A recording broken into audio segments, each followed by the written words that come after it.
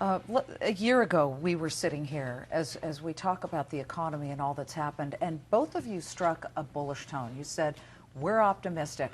Here we are a year later. We've had a midterm election that indicated certainly that some Americans want some change. A lot of Republicans were voted in, and some of the Tea Party people were voted in. Do you think that with the election just about a year and a half away that we may see a change at the top, or are you still as supportive of President Obama as you were a year ago, where you were definitely giving him a big thumbs up? Warren? Well, I do think the economy's made progress in the last year, and I think we have some very important problems. And one thing's kind of interesting in terms of the deficit problem. Both sides agree on it. They may not agree on the solution, but they both put it at the top of the list. So at least you have a common recognition that something has to be done, and now they're going to argue about what does get done. But I think the economy is going to continue making progress, just as I thought a year ago. And if it doesn't make enough progress, each party is going to be blaming the other for the fact that it hasn't. And are you? I can predict that one. How much you can predict? Are you as supportive of the president? I'm supportive of the president. As much as you were a year ago? Yeah. Bill?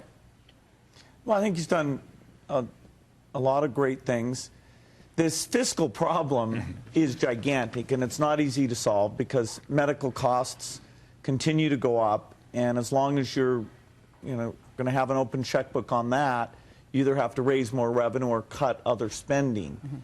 And so there's a lot of things you can be concerned about as they talk about these trade-offs, but at least it's on the agenda. That's real progress. People said that about Representative Paul Ryan's proposal of a budget with a lot of cutting. Did you have a chance to look through it? Did you think that it works? I looked at that, but I really think Alan Simpson and Erskine Bowles did a terrific job, an heroic job. Nobody's listening to them. And 11 out of 18 voted for it, and people crossed party lines, and people that you wouldn't have expected to be to sign a similar document, both signed.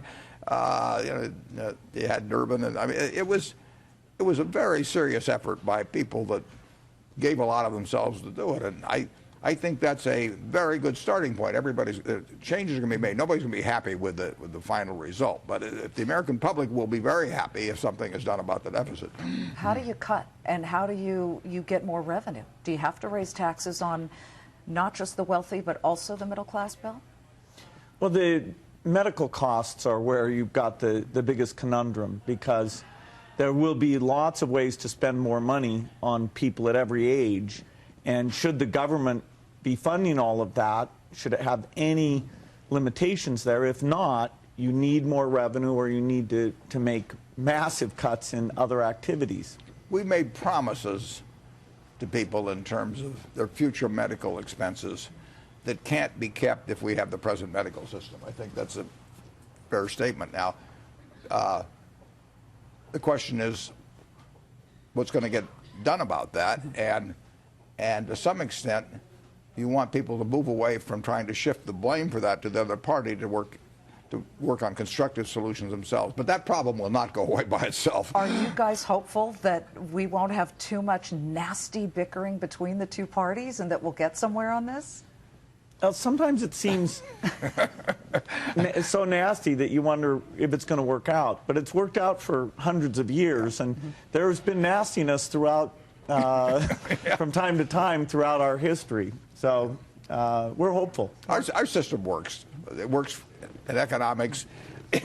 Politically, it's not fun to watch, but it has worked. I mean, this country has done marvelous things with this system over time, and there's always been lots of politicking on both sides, and in the end, we'll get it done.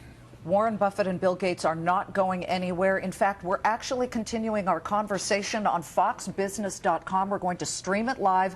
We'll also be joined, and you can't miss this, Vice Chair Charlie Munger of Berkshire Hathaway. This weekend, he smacked down Greece. He talked about sovereign debt.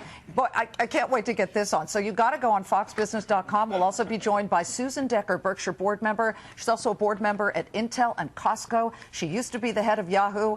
She and Bill will maybe talk a little bit about the online industry, the internet, and developments there. But Stuart, from now, I'll send it back to you live from Omaha. But go on right now. We're streaming to Fox Business.